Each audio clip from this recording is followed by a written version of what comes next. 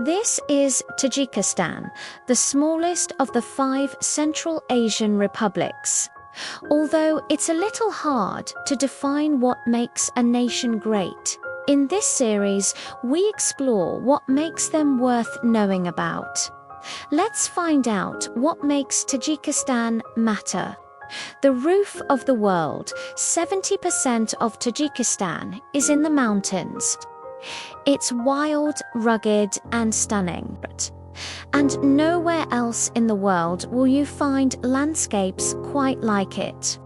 It's home to the Fan Mountains, the Wakhan Corridor, and the Pamir Highway, one of the highest mountain passes in the world. Ancient roots, long before borders, there were oases and ideas.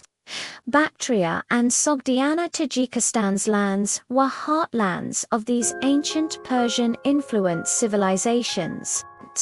Think philosophers, astronomers, and merchants who traded lapis lazuli from Badakhshan to the pharaohs of Egypt. The Silk Road's spine, cities like Penjikent and Istaravshan, bustled with caravans carrying silk, spices, and stories.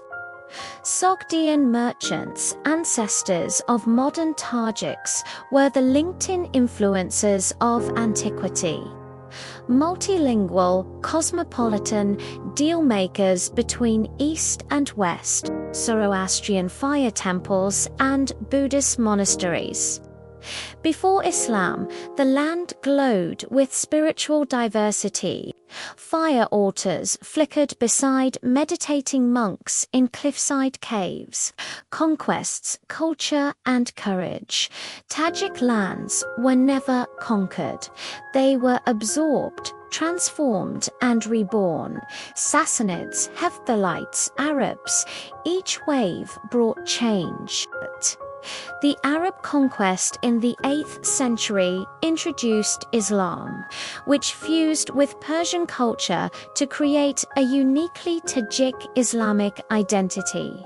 The Samarkand, the Golden Age, the Samanids based in Bukhara, now Uzbekistan, but culturally Tajik, they revived Persian language and culture after centuries of Arab rule. They gave the world Rudaki, father of Persian poetry. Avicenna, Ibn Sina, philosopher-scientist whose medical texts were used in Europe for 600 years. First Persian language bureaucracy, laying foundations for modern Tajik, Dari, and Farsi. Glory, fragmentation, and survival. Timur or Tamerlane swept through building monuments but leaving scars. His capital, Samarkand, glittered, but Tajik villages paid the price. Bukhara and Kokand Khanates.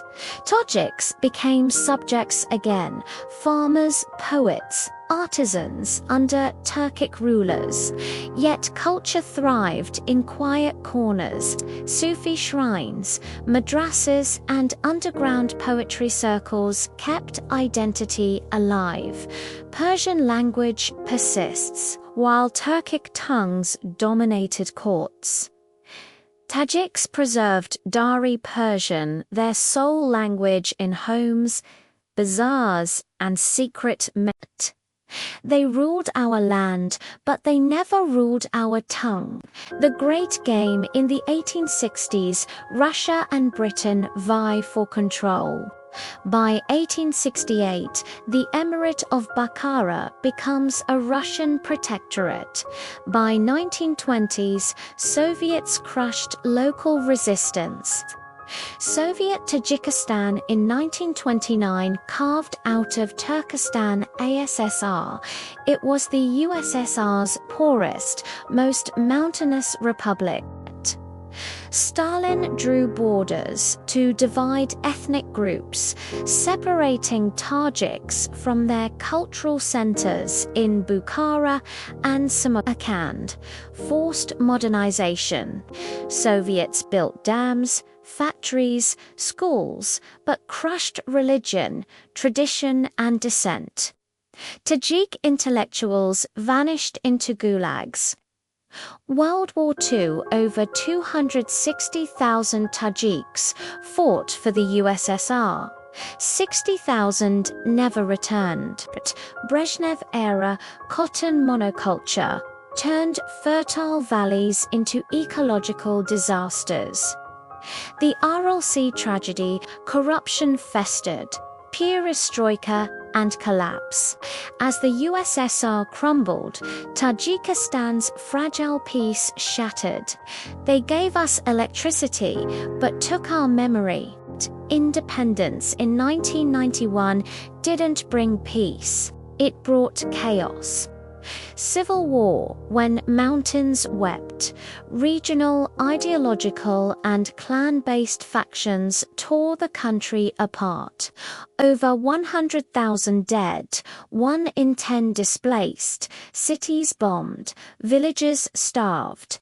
Russia and UN intervened. Peace accords signed in 1997, fragile but holding. We broke our own bones to learn how to stand. Modern Tajikistan, President Emomali Rahman, ruled since 1994, brought stability at cost of democracy. Opposition silenced, media controlled, but roads built, schools reopened, economy slowly grew. Remittances rule. 30 to 50% of GDP comes from Tajiks working in Russia. Every village has the Russia house built with migrant wages. Hydropower dreams. Rogan Dam, world's tallest when complete. Promises energy independence and sparks tensions with downstream Uzbekistan, culture revival, Persian poetry festivals, Pamiri music on global stages, ancient Penjikent ruins now a UNESCO site. Youth and digital dawn, a young population, median age 22, is tech-savvy, hungry for change and watching the world through smartphones. Why Tajikistan matters. Guardian of the Pamirs, source of Central Asia's rivers, climate sentinel, cultural bridge, Persian soul in a Turkic region, Islamic tradition with Sufi depth. Silk Road reborn, part of China's Belt and Road, yet fiercely protective of sovereignty. Resilience embodied, survived empires, ideologies, war, and still sings ghazals at sunset. From the mountains to the world, we are not defined by our size, but by our spirit. We are the children of Sogdian merchants and Samonid poets. We are the survivors of civil war and Soviet silence. We are the keepers of glaciers, guardians of ancient tongues, and we are still here building, dreaming, remembering. This is Tajikistan, not a footnote in history, but a living epic. Thanks for watching. Check out more videos about Tajikistan and subscribe to be notified when we release new episodes.